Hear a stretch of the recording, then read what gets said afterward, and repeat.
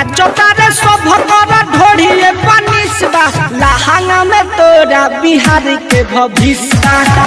वाह क्या गड़फार गाना बनैले बारा सरौ। लहंगा में तोहरा बिहार के भविष्य बा।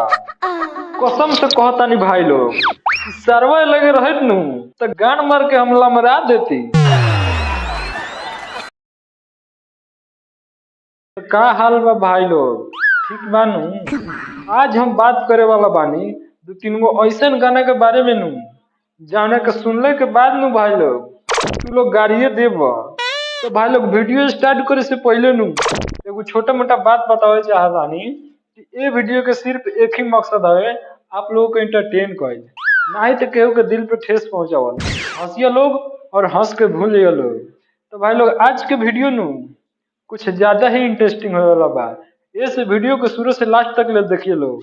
और ये हमारे चैनल पर नया आयल बारन तो चैनल को सब्सक्राइब करके साथ ही बेल आइकन जरूर प्रेस कर लिए लोग, काहे कि ऐसा नहीं नया नया वीडियो नू हम हमेशा लेके आवत रहेंगे। हमर भातरा लगा के वाईफाई धोनी के वेरीफाई करे।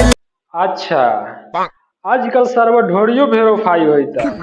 अगर है पतरकी के त्रिभुज के वेरीफाई करे को नहीं हुई भाई लोग तो अन्य लोग बतावो कि वाईफाई लगावे को होई ये पतरकी के 5G के रिचार्ज करावे को होई। चोली करे लाई सकेन रे। अरे सरवा एगो हाथ स्कैन होखेला, आँख स्कैन होखेला, चोली काहेला स्कैन करता। आखिर चोली स्कैन करके कथी में लॉक लगावे के चाहता भैया। अरे साला नारचनगा ये स्कैन करके नू ये अपने लंड में लॉक लगावे के चाहता।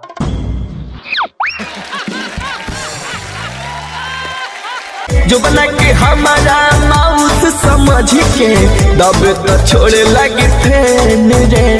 अच्छा तो भाई लोग है पतरकी के कहना मानू कि जो बने का माउस समझ के दाबे लगे तो छोड़े लगी फेन रहे। ए पतर को तनिका इहो बताओ कि त्रिभुज के कहे ब्लूटूथ समझ के खोले लगे थे तो का होइत होई।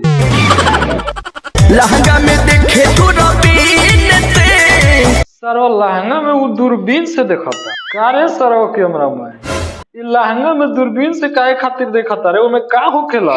अरे साला लार चंगा वो दूरबीन से न लहंगा में जमीन ना पता कि कई काठा बा।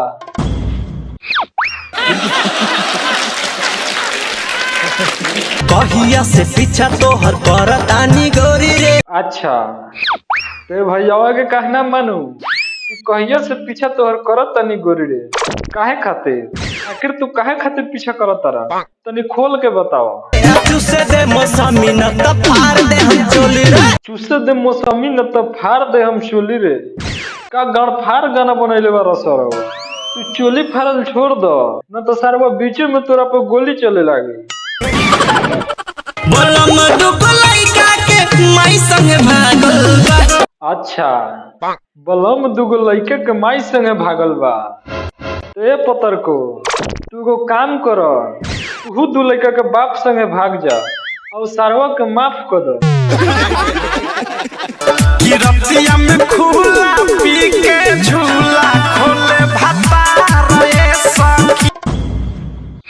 तो भाई लोग हमरा लगा तनु कि रतिया में खुला पीला से एकर पेट नइखे भरत, वही से सारवा झूला खोलता झूला के रसगुल्ला खाए खातिर।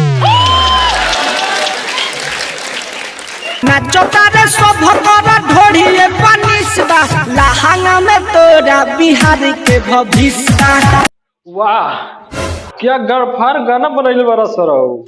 लहंगा में तोहरा बिहार के भविष्य बा। कसम से कहतानी भाई लोग सरवा लगे रहत नु तो गान मार के हमला मरा देती।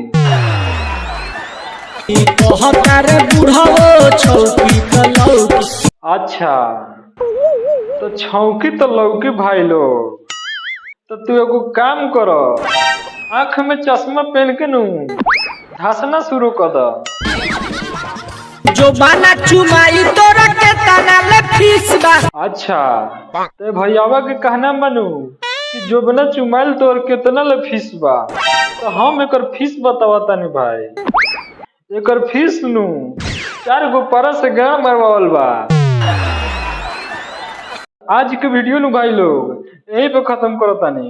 अगर वीडियो अच्छा लगल तो चैनल के सब्सक्राइब करके साथ ही बेल आइकन जरूर प्रेस कर ले, ताकि हमारा ऐसा ही गड़फड़ वीडियो बनू सबसे पहले रउआ लोग तक पहुँचे।